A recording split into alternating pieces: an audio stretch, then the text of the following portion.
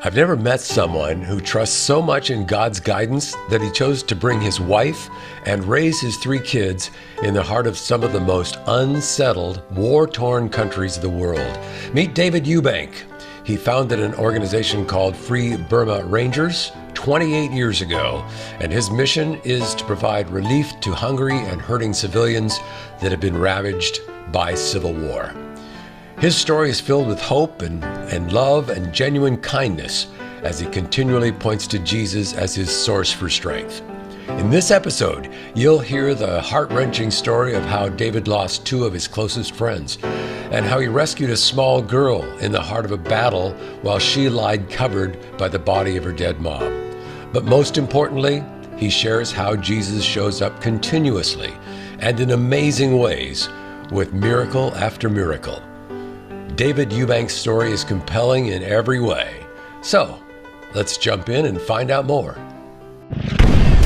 Well, you have one life, and you might as well go for it, because what are you going to hold on to?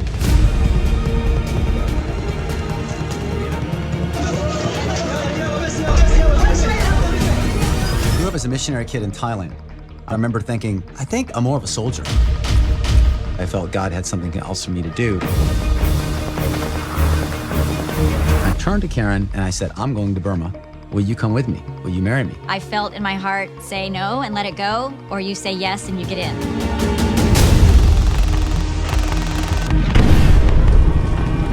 I have no other plan. Just go. Go to the sound of the guns, go to the sound of need, and trust God to show you how you can be useful. David Eubank, a former Special Forces captain, has gone on to found a relief group called the Free Burma Rangers, Helping those fleeing the front lines of war. His wife and 3 children go with him into the conflict areas.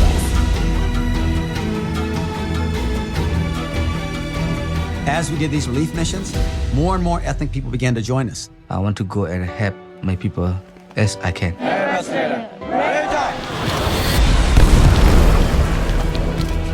We hope these things will change the world. We're here on the border of Iraq, and these are all refugees that have been fleeing ISIS. It's the craziest thing in the world to do. And yet we knew we had to respond. I felt God's voice. Get on your knees and pray. Get on my knees. I look like a Christian nutcase, man. ISIS just opens up on 3 sides. Bullets are pinging off the Humvee like crazy. Everything is just right there on the edge. How far is that going to take Dave? Alive! What's happened to you is wrong. We're going to help you. Even if we die trying, we're not going to leave you. Because you count. Jesus, help me.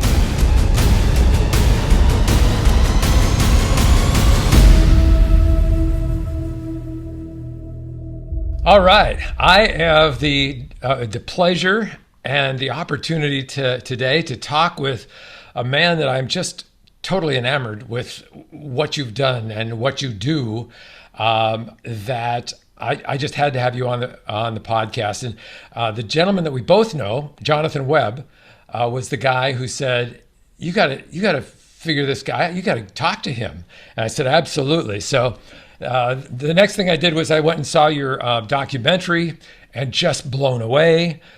So ladies and gentlemen, welcome to the podcast, David Eubank, all the way from Thailand. It's a beautiful morning there, right? Yes, it is, Rick. Thank you.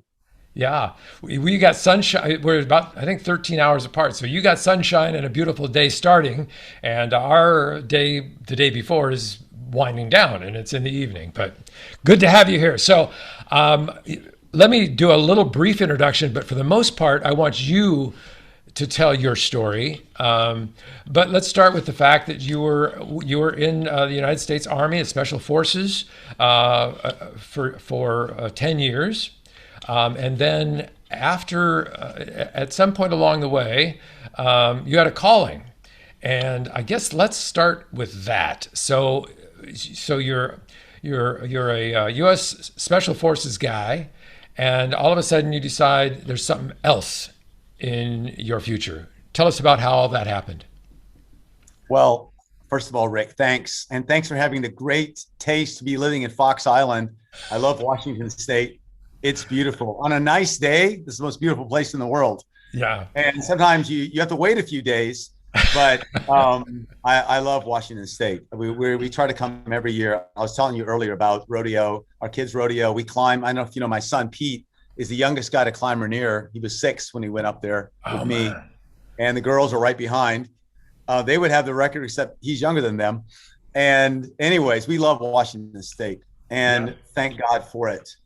Yeah. I remember once when I was in the Rangers, we were doing a training jump right over. We flew over Fox Island and Ketron Island. Yes. Right there in the south part of the Sound. And it was in spring, and the water was this blue and emerald color.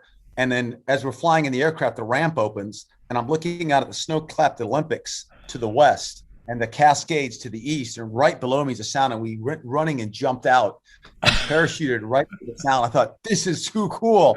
And another time, one guy's running out. I was a Halo team leader in Special Forces, high altitude free fall. And I heard him yell, even with my headset on, I could hear him yell, "I love America." And he's diving out of the plane. It's so cool. Anyways, we love Washington. And about this time of year, I would be cross-country skiing. And if Crystal was open, I'd be downhilling. I'm horrible at all of that, but I love it. Yeah. Well, so you're at home now, right? This is where you call home in Thailand? I'm home in Thailand.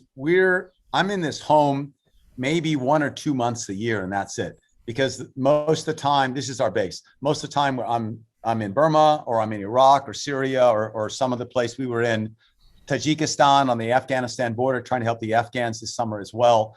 So this is just a base that I'm rarely at, but I love it. Yeah. And I thank God it was given to us. So we got 7 horses right out here. We're all riders. Although my girls now, they just kill me. They play polo for university. And anyways, I grew up, I was born in Texas, and my parents. Okay, here we go. Yep. And they took me to Thailand as a 9-month-old. So I grew up here in Thailand. And like Washington State has changed, Thailand has changed. Yeah. As I grew up a little boy, I had a .22 rifle over my shoulder, galloping my horse down the main street of a city, which now is like full of traffic. Then it wasn't. And shooting squirrels or monkeys or whatever. And that's hard to do now. But I grew up in Thailand. My mom and dad are still here. My dad's 91. My mom's 89. Wow. They're 61-year missionaries here. They're amazing followers of Jesus. I just thank God I was raised by them. All mistakes were my own. And I was telling my dad the other night, because I have 3 sisters and myself. And I said, Dad, when us kids make mistakes, don't put it on yourself. You're awesome parents. Jesus had 12 disciples, and one of them was a traitor. Was he a bad leader? No, you get freedom. So all parents out there, just keep pointing your kids to Jesus. Say you're sorry when you're wrong. Keep telling them you love them. And that's all that you can do, because we're all given freedom. Yeah. And I also believe the word of God doesn't return empty. As you pray for your kids, as you pray for other people, there's power in that. And I thank God for heaven, for whatever doesn't work out on this earth. So anyways, I grew up as a missionary kid in Thailand. I remember when I was 5 years old, I was behind my house and looked up in the sky, and I thought, one day I'll be a soldier, and then I'll be a missionary. I don't know why I thought that. I remember the sky was really blue. Why did I think that? Well, my dad was a soldier, fought in the Korean War, became a missionary. My dad's my hero. Oh no, but it felt better than that. And so I got an Army ROTC scholarship when I graduated from high school in Thailand, went to Texas A&M University, was in the Corps of Cadets, was commissioned as an infantry officer, went to Panama as an infantryman, and then in the 2nd Ranger Battalion, which is at Fort Lewis, and then in 1st Special Forces Group, also at Fort Lewis. But all there, I never forgot about being a missionary. And at the 10-year point, I just felt God call me. I remember looking at my own mistakes in my life, my own weaknesses, my own sins, and thinking I could never be a missionary. And I just put God first and try to follow him. And I opened the Bible randomly, said, Lord, show me. And I put my finger on Isaiah 6:8. And that's where Isaiah, God says, who should we go? Who shall we send? Isaiah says, here I am, send me. But he also says, I'm a man of unclean lips amongst a people of unclean lips. Like, I'm not worthy.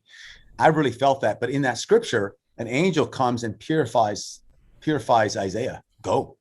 And I was just reading this morning, Rick, as my devotions, about Cornelius, the Roman centurion, the Roman leader, has told by God, to go reach out to Peter. At the same time, Peter is asleep on the roof or has a vision on the roof where he's staying in Joppa. And God shows him all these unclean animals and says, kill and eat. And he's like, I can't do that. And God says, don't call unclean what I call clean. And I was just reading that this morning.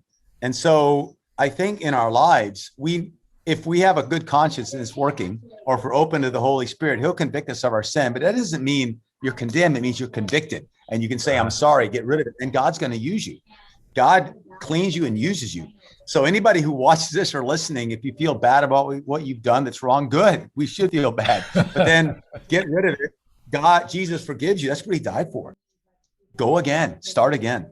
So anyways, I got out after 10 years and met my wife, Karen, who did not want to marry me. And actually, she wouldn't even date.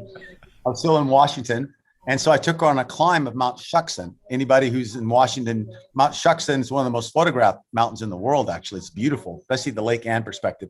It's up near the Canadian border, near Mount Baker. And that was our first date. And it's not a really easy climb. I plummeted, and I thought, God, let me marry this woman.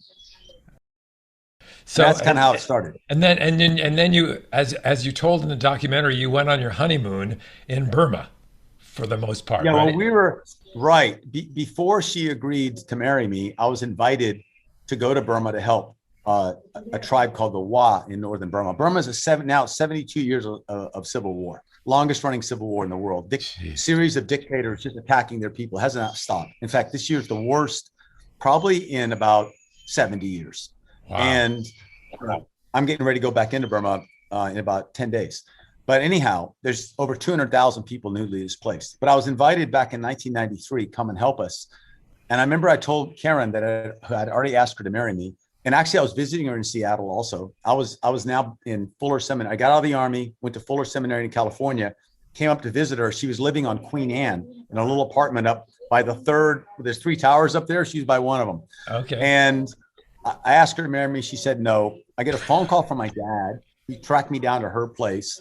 And he said, Dave, I got the leader of the Wa tribe in Burma at my house in Thailand saying, come and help us. I prayed with him on the phone. I felt I should go. I turned to Karen and said, I'm going to Burma. I know you don't want to marry me. I guess it's over, but I got to go. And within a week, we were engaged. That's a whole miracle. And then we got married, and our honeymoon was in Burma, 1993. Wow. And that was 20 some odd years ago? 28 years ago. 8 years. And without my wife, Karen, I would definitely do many, many more bad things. And I would not do very many good things. And, I don't know about you, Rick, but I always like to do stuff alone, just running amok. And I like that saying, he who travels fastest travels alone. I don't need anybody. And year by year, I realized what a fool I am and how wonderful a gift Karen, my wife, is to me, and how little I could do without her. Maybe some guys could do very well single. God bless you. I couldn't. Yeah. And so you teamed up then in Burma, and tell us about what it is you did. What did you do then, and you continue to do? It's relief for people who are in a war-torn country, basically, right? Right. So you have Burma, which is now 72 years of war. And we are working on foot mostly, sometimes on horses, very rarely on vehicles, because the Burma Army controls most of the roads, and we're up in the mountains. The mountains are where ethnic people live on the periphery. If you look at Burma, Burma's kind of a long-shaped country, and the border areas are very mountainous. They all have the ethnic minorities, and that's where the fighting is. The Central Plains are controlled firmly by the dictators. Okay. Although this year there was a big uprising against the dictators among the Burmans themselves. Burma is about half Burman, that's the main group, but then half many other ethnic groups. So it's a multi-ethnic place. But most people now are united against the government. Anyway, we are up in the mountains, and the Burma Army comes in. They launch mortars at a village, machine gun it, try to drive people away, and then they come in, loot the village, burn it, and then lay landmines so people won't want to come back. And so what we do is when we hear about that, we walk. It may take you a week to get to there. And there's nobody left at the village. They're hiding maybe 2 mountains over in a ravine where there's water, and they're scared, and they have no more food left, or they got wounded people or sick people. So our teams will come in, and the first thing we do is pray. whether they're Buddhist or Christian or animist or whatever their religion. We just said, we come in Jesus' name. Can we pray? And everybody always says yes. When you're in trouble, you want help. And also when you're in trouble, someone risks their life to get to you. That's credibility right there. That means we're in this together. Yeah. And Free Burma Rangers, we are not a religious organization. You can be any religion or no religion. The leadership, myself and others, follow Jesus. And so that's the way we go. But you don't have to be a Christian to join us. You have to do this for love. We only have 3 rules. You do this for love because we don't pay the teams. You have to be able to read and write in some language because we do medicine and reporting, which requires literacy. And the last one is you can't run if people can't run. So we're not a militia. We're not there to fight anybody. But if people are under attack as you're helping them, you cannot leave them until you get them all out. At that moment, it's between you and God. Let's say the Burma Army's right on you, shooting at you. You can't run away until people can run away. So at that moment, you can fight back if you want. That's between you and God. We're not pacifists. Or you can stand there and take it, whichever one you want, but you can't leave the people. So wow. That's a solid rule, man. Yeah, that's a scary rule. And the only way you can keep it is love. Because, any of us who are parents, you would never leave your kid if they were under attack. So it's the same thing. So when you don't love someone, when you don't even know who they are, and I've thought this many times, I'm going to die for that person. I don't even know who they are. They could be like the town drunk and criminal, and I'm going to die and leave my wife a widow and my kids without a dad for that guy. That's natural, right? So then I have to pray, Jesus, what do you want me to do? I'm not the Savior. You're the Savior. I'm your servant. What do you want me to do? And I felt him say, go help him. Go help him. You're my ambassador. Go help him. Okay, then Lord, give me love, because without love, I don't have the courage to go. And so love gives you the ability to do things you wouldn't normally do. To me, all the time. And so our mission is go in there, pray with people, encourage them, give them medical and food supplies, which we carry on horses or on other volunteers on their backs, run a little clinic right there in the jungle, dentistry, surgery, minor surgery, medicine for malaria or typhoid, helping deliver babies. And then we'll interview people because we want to get the news out. If we boiled our mission down, it's this: help people and get the news out. Help people, get the news out. And we want them to tell their stories. What happened to you? And we want them to tell their stories for their own sake, for their own honor, to know that this is not going to be a secret. It's wrong, and people are going to know. We want them to tell the story so the world knows what's happening. We want them to tell their story so that the enemy who did it goes, this is what you're doing. This is not secret. This is what you're doing. So, and part of telling their stories, we'll go with some of the men of the village. We'll go show us your village. Well, it's 3 days away and the Burma Army's in between us. Okay, we have to sneak there. So we'll go around the Burma Army patrols and go back and document the burned villages, the destruction. Really? And so we can write that up and say, this is what happened. So that's our main job, help people and get the news out. But for me and for the leadership of the Free Burma Rangers, we want to be ambassadors for Jesus. And we want people to know his love and to follow him. Now, whether they do or not, it's up to them. And we help everybody. So, and that's been going on for years, but now you've broadened, right? I mean, there's other war-torn countries that the Free Burma Rangers have extended their life-giving services to, one of which is Iraq, right? Is that the next country that you went to help? Well, right before Iraq, we were invited to help in Sudan. Oh.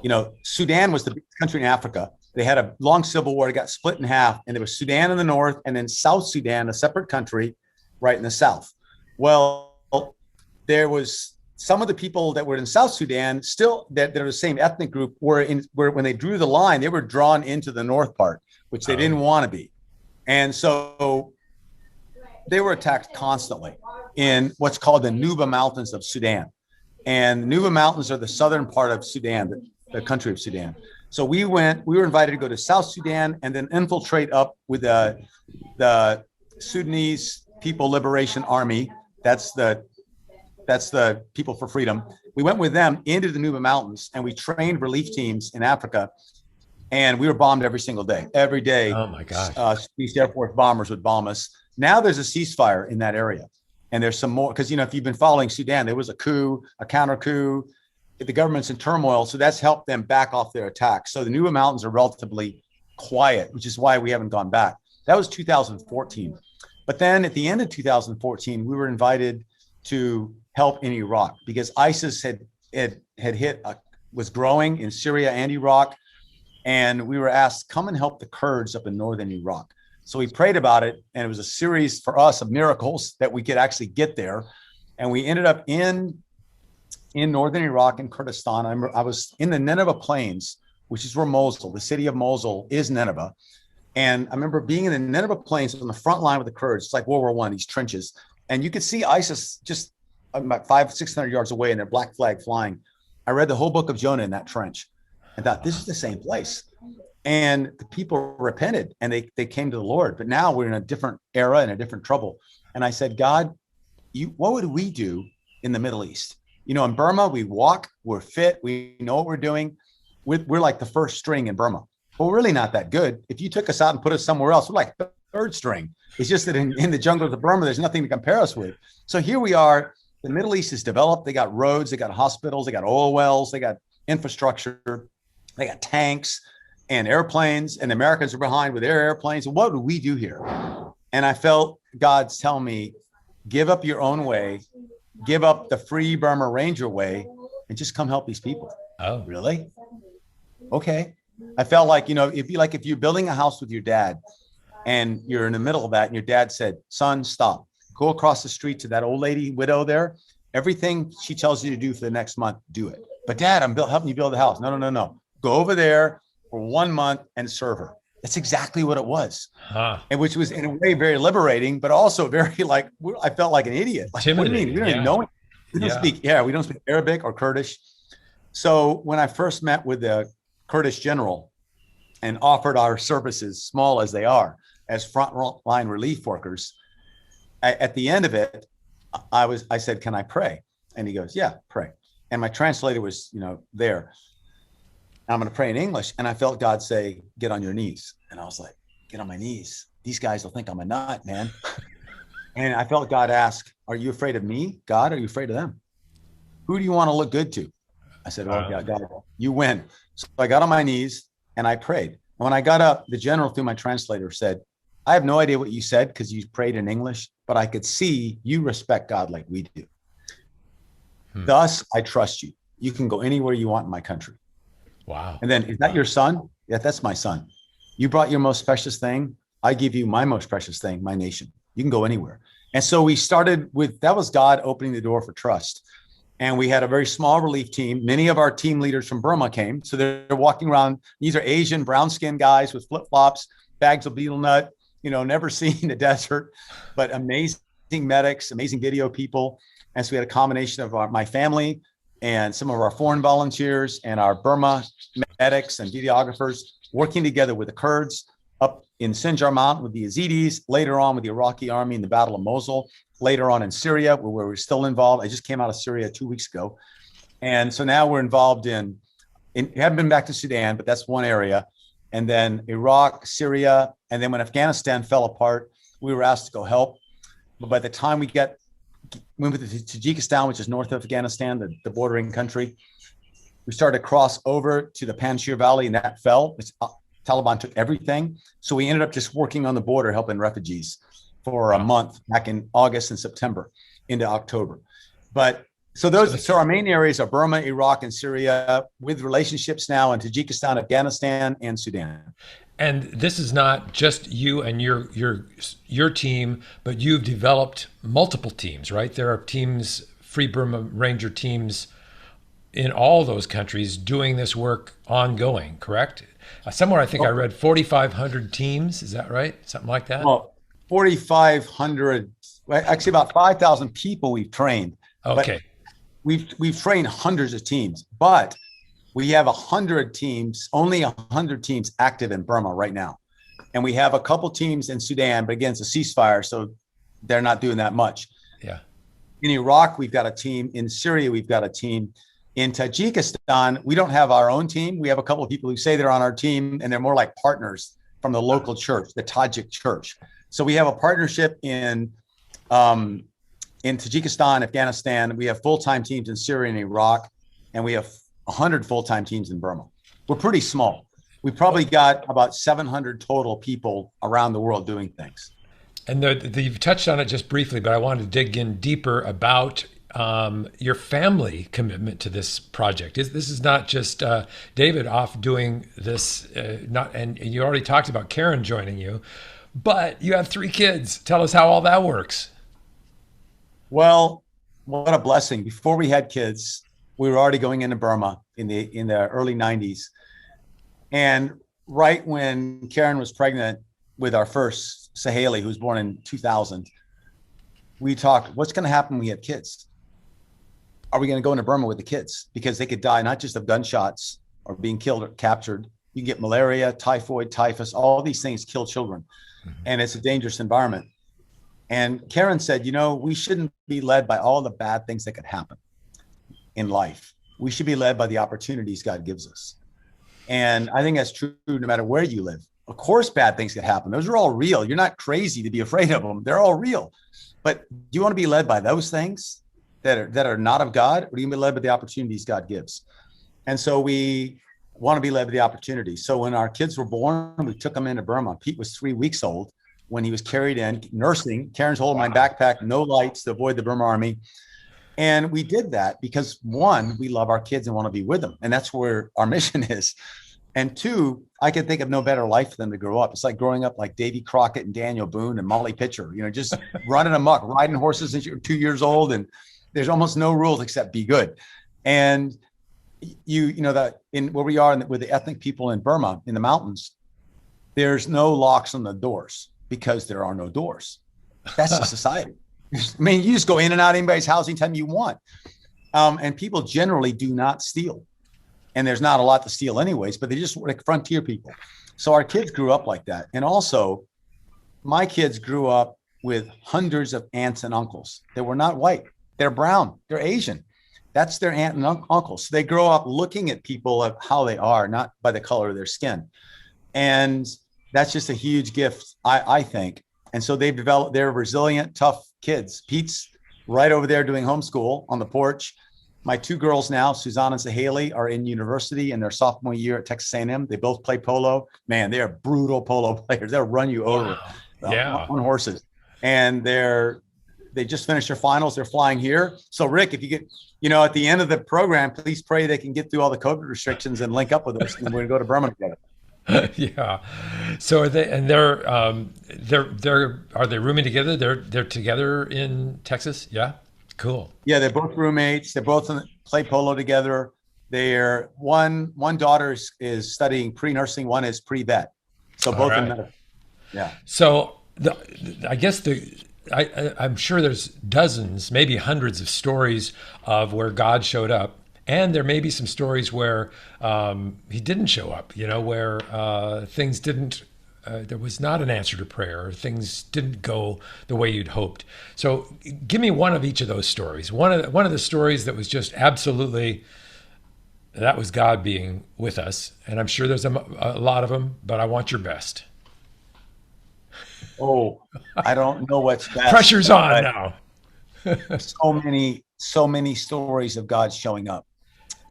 Some stories of disappointment in prayer. I planted bamboo from the jungle. These are huge bamboos right there, and prayed for it, and it died. It died. I've got a baobab tree from Sudan. Baobab trees. Look it up on the internet what that is. It's huge. It's growing. What gives? How come we prayed and planted a baobab from South Africa, and it's growing, and the bamboo from Burma right next door is not growing? It died. And those aren't the biggest things, are they, in life? I'm sure you've lost friends, maybe family. I've lost friends and family, and I prayed and prayed and prayed, and they died. Yeah. So Shaheen was one of those, right? Shaheen was your interpreter, and you're almost like a brother to you. Tell us about him.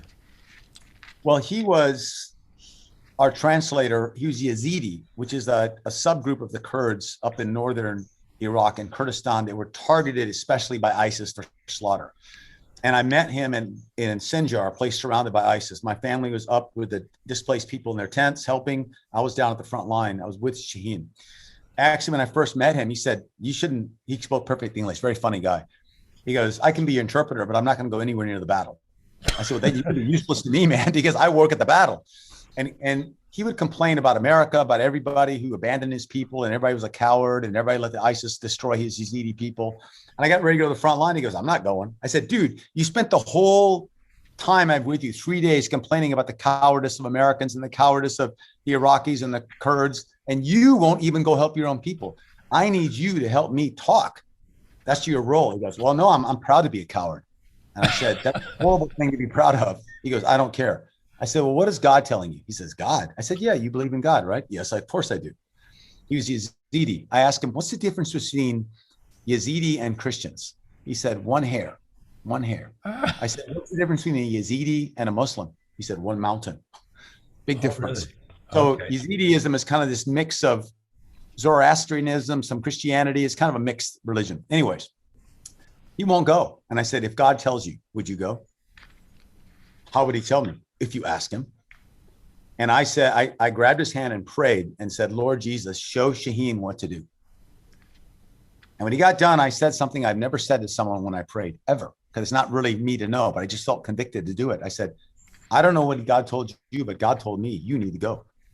You know, those are dangerous words, right? I've never said that before or since to anyone, but I said it to him and he goes, you're right. God told me I have to go. I said, well, then stop being a coward. Let's go. And he transformed, and that was 2 years before he was killed. And in the Battle of Mosul, during a brutal firefight, we were rescuing a family who'd been shot up, all wounded.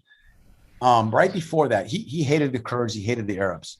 And right before that, on May the 4th, 2017, as we went into battle, he turned to me and said, Dave, something happened to me.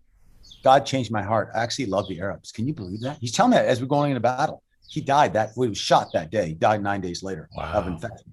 Wow. Anyways, a great brother, great friend, very funny guy. So that was a huge loss. And I prayed and prayed, and that didn't come true. But I wanted to say, I got 3 quick stories. One is, how did we get to Iraq? I'm in Burma in 2014 and 15. It's now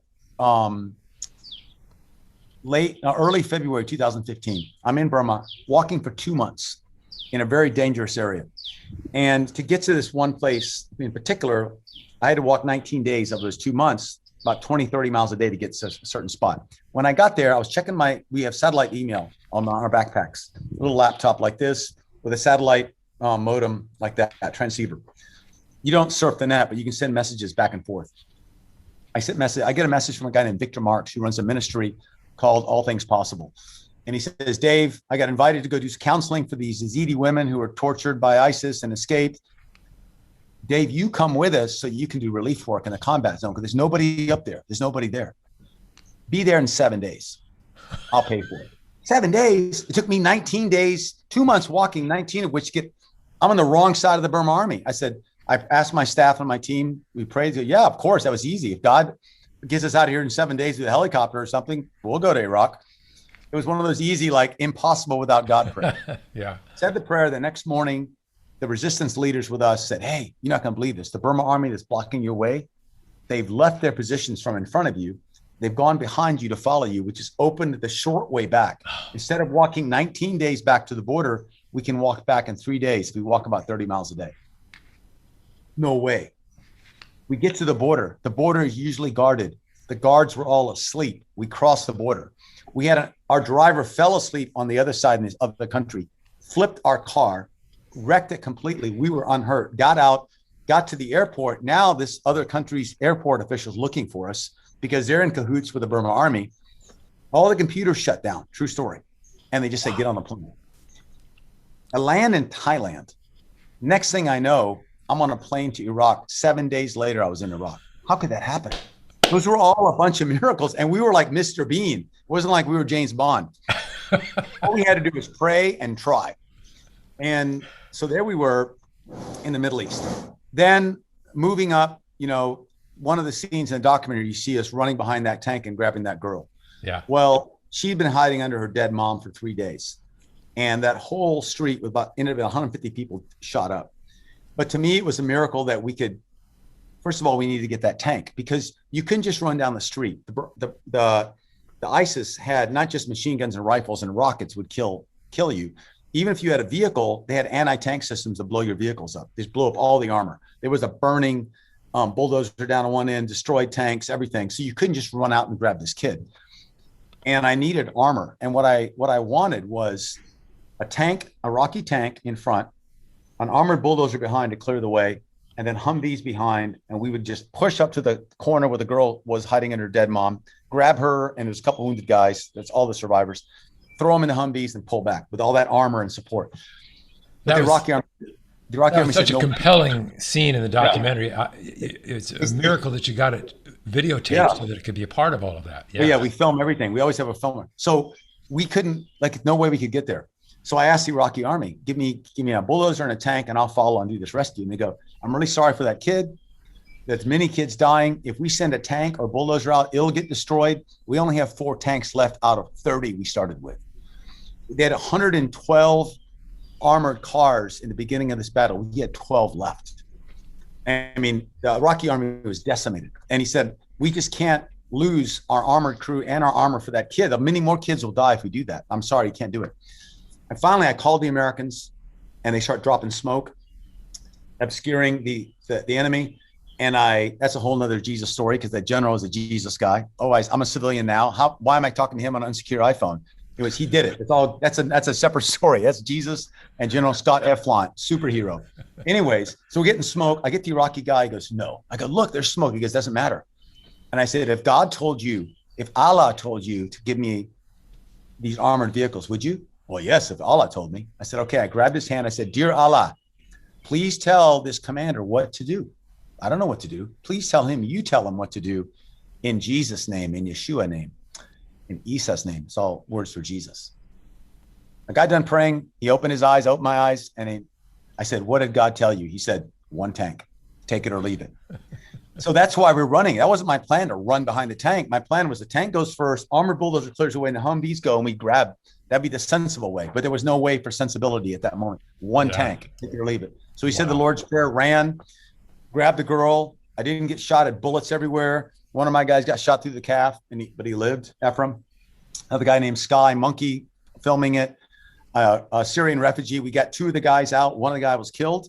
So we actually only rescued the little girl and one other person out of that whole mess. But to me, as I carried the girl back, running with the tank behind me now, and it's shooting, covering us, I just thought, God, thank you I could be part of life. You did this. We just did our little part. So going to the last story of where prayer wasn't answered, that was an answered prayer. And now that girl's reunited with her grandmother. And that's a whole God story there, which I can tell if we have time at the end of this. And later on in Syria, 2019, one of the people who was on that mission, he was actually filming it from across the street, Zhao Sang from Burma. Yeah. We were in Syria. We got hit by a Turkish drone strike, and the Turks were supporting the Free Syrian Army, which are a bunch of jihadis, including ISIS people, that were attacking the Kurds. And the reason they attacked them is the Americans pulled back and betrayed the Kurds. It was a true story. 2019, you can look it up. October, November, it was horrible. It was a little bit like Afghanistan. And I was in the middle of that. So here we are being attacked by a NATO ally, the Turks, who are supporting these jihadis because the Turks don't like the Kurds and they want to have this big buffer zone, and they invaded northern Syria. So we're in the middle of that. People dying, wounded every day. We're evacuating people, taking care of wounded. Finally, we got hit by ourselves. And I was out of the vehicle the whole day, evacuating wounded. Zal was making a video, because we make videos constantly of situation reports. And he was sitting inside the armored vehicle. He got out and he said, I finished the video. And it was kind of quiet for that moment. It was shelling all day long, all around us, bullets everywhere. But about 10 minutes of quiet, he got out and took a seat, took a rest behind the vehicle. I got in to look at his product, his video, 3-minute video on a rescue we did the day before. And all of a sudden the strike came in, boom, like that. And it wounded 2 of my guys. I was inside the vehicle. I wasn't wounded. It blew up our vehicle, but it's armored. And I got out and I saw Zhao on his back, and he had a hole through his head, in his temple, out behind his ear. Oh, he had a hole the size of my 2 thumbs through his neck. And he was obviously dead. He was on his back, but I didn't want him to die. He's like my brother. He raised my kids. So I ran up to him and looked at him and thought, he's dead, but I'm just praying I could do something. And my eyes were drawn up involuntarily. Like there was something that drew my eyes up. This has never happened to me. And there's shelling going on. There's still fighting and shooting. But I look up and I see Zal's face in heaven, huge smile. And he gives me this big smile, and then he turns his head and laughs like he always does. And he disappeared. And I thought, wow, heaven happens fast. Oh my God, she's already there. And he's happy. And you know, when I thought later when his eyes were speaking to me, it wasn't like, because he's looking at his dead body.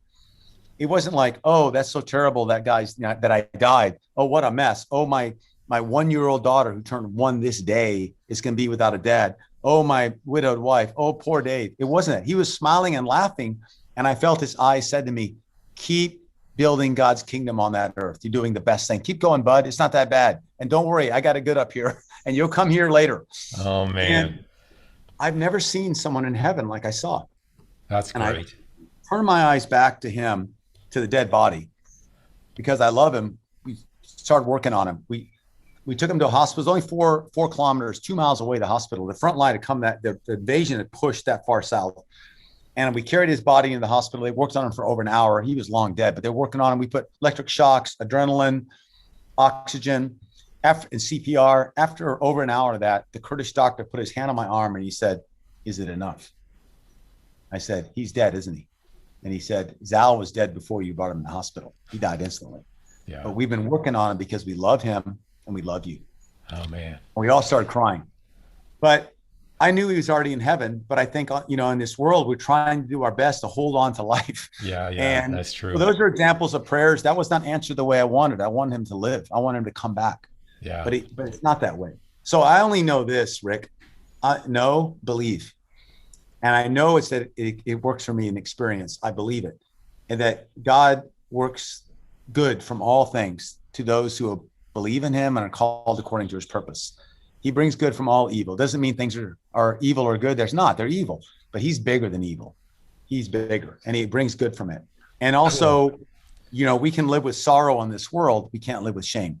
Jesus comes. He doesn't take away our sorrow, because sorrow is about love. He wept himself. So it means we can live well with sorrow. Yeah. But shame we can't live with. And he comes to take away our shame, take away our sin, so we can be part of his kingdom on this earth, love as much as we can until we get to heaven. Man, with that, you know, I've got to cut. I could listen to these amazing stories and to hear all of the wonderful things that you're doing all night long, quite frankly. But we've come to the end of our time here, and maybe what we can do is when you come back from Syria or somewhere along the line, we can kind of get an update. But at this point, just tell me how we can support you. The documentary is online somewhere, right? How could we find that? Well, the documentary is called Free Burma Rangers. It's on Amazon. You can get it on Amazon. You can also get a DVD from Lifeway Films. And you can contact us. You can look at our website. It's www.freeburmarangers.org.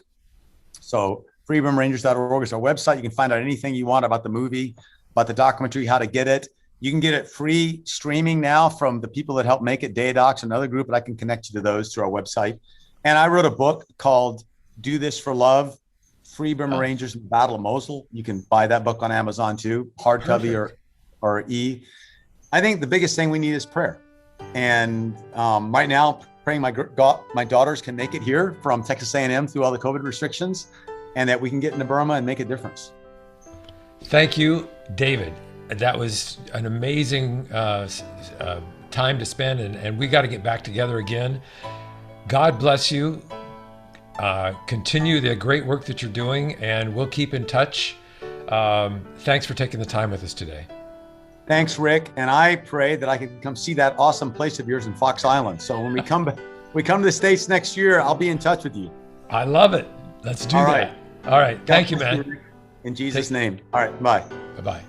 Wow. Unbelievable for sure what David Eubank and thousands of volunteers are doing every day in Burma, Iraq, Sudan, and Syria.